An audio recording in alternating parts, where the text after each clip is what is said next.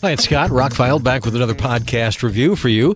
Going to talk about the new 4K edition of the 1981 film Escape from New York. I'm a big John Carpenter fan, but this has not always been one of my favorites. I mean, I think Kurt Russell's fantastic in it, but the movie to me always, well, as a young, impressionable high school student when I saw it for the first time, expected kind of more. Nowadays, I know that it only cost about $5 or $6 million to make, went on to make $50 million. It was kind of a big deal at the time. I have not watched it in years. I've had a Blu-ray copy of it that I've never watched. But recently I was in my local Walmart. They had the new Steelbook on the shelf. It had no dents or dings or scratches or anything. And I'm like, you know what? I need to revisit this movie. I have just about every other John Carpenter movie. I'm a huge fan of most other John Carpenter movies, especially the early ones. So let me revisit this one. Let's put it on and give me an honest take on it. You know what? I liked it a lot better this time. I really did. It's a well-made, well-crafted film where they didn't have a whole lot of budget to pull off some amazing things. Now, the conceit of the whole film is that they have walled off Manhattan Island and made it a prison. And the president goes down in there, and they need to send a specialist in to get him out. They don't have very much time. There's a detente going on, a meeting that the president has to be at, or the world's going to come to an end or whatever. And so it's kind of very important we get the president out alive. And at the beginning, it seems pretty easy. They find the right guy to do it. Kurt Russell's Snake Plissken is one of the greatest characters of all time in science fiction and action movies. And they send him in, and they find the plane and don't find the president. And the chase begins. Like I said, when I saw it in high school, 1981. Yeah, I probably saw it a couple years later. One of those rockathon things where they locked you in the school at night and you had to sit in rocking chairs and watch movies all night. I told you before, we watched movies like Scanners and things we probably weren't supposed to watch, including this one. Although with a little bit of violence and cussing, this is barely a PG-13 movie by today's standards. You got Kurt Russell just really doing a great job with this role. Lee Van Cleef, man, I forgot how good that guy was. Ernest Borgnine, Donald Pleasance, Isaac Hayes, Harry Dean Stanton, and Adrienne Barbeau at her most delicious. Anyway, sorry.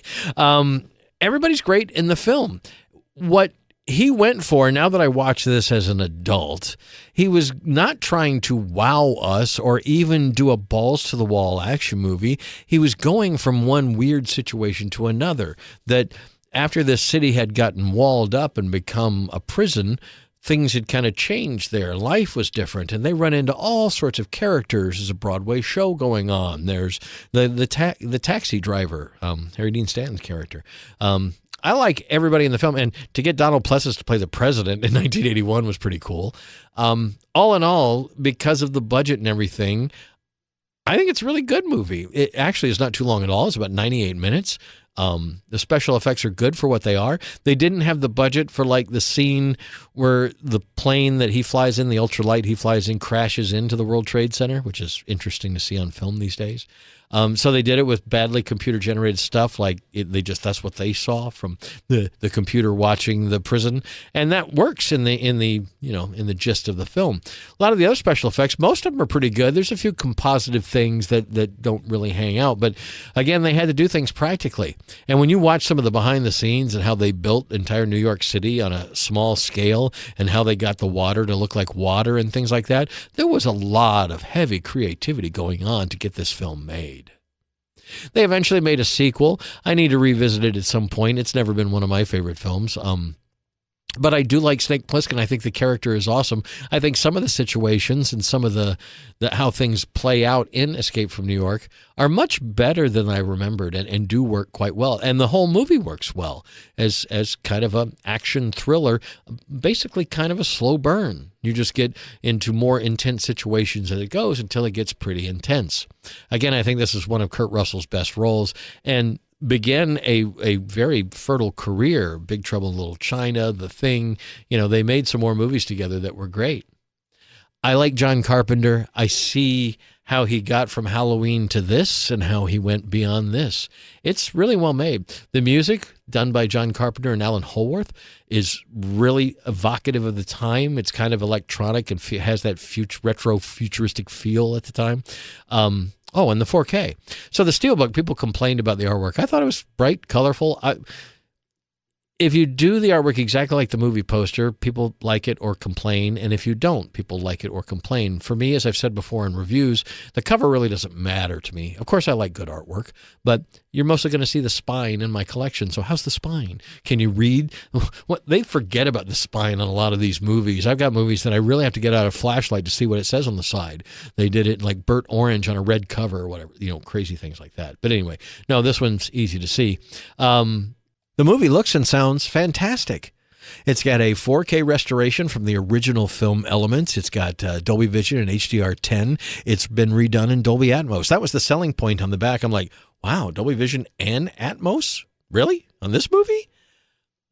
It works really well. It's obviously not a modern Atmos mix, but there are some things that surround you, go over your head and stuff. It wasn't just a 5.1 mix shoved into that new sound space. It sounded great. A little dated, of course, but 1981 and low budget, they did what they could do. So you get the 4K with nothing on there but commentaries. You get a Blu-ray with a new version of the film, 4K restoration, which also has the commentaries. And then you get a third disc with all of the extras on it, which range anywhere from 5 to 10 minutes to over 30 minutes. There's some great retro documentary stuff. There's some great newer documentary stuff. They talk to the composer who co-wrote things with John Carpenter. It's really a complete package from Shout Factory. Whether or not you like the Steelbook, and this is the second Steelbook they've put out for that movie. They had a Blu-ray Steelbook, which looks different. It was kind of green with the Statue of Liberty on the front, if you remember that one. Anyway, I had that somewhere, but like I said, I've never watched it. It's not one of those movies that I pull out. I pull out They Live or The Thing before I pull out this, even In the Mouth of Madness or something like that, Prince of Darkness. But this will now be in regular rotation because it plays better now. I got what they were going for. Again, Lee Van Cleef, actors like that, we don't have that kind of gravitas in movie actors anymore. I thought he was fabulous, just chewing scenery and going toe-to-toe with Kurt Russell's Snake Plissken. Call me Snake. The movie works, and you can see how John Carpenter catapulted from Halloween and this to all the great movies he made, especially in the 80s. So check it out. There is a new Shout Factory Steelbook available at Walmart and other locations of Escape from New York. Whether or not you pick that up or another 4K version of the film, it looks and sounds fantastic for its age and its budget, and I really enjoyed it this time around. So check it out if you get a chance. I'm Scott. I'm ROCKFILE. More podcasts and reviews are on the way. Please like, share, and subscribe, and have a spectacular day.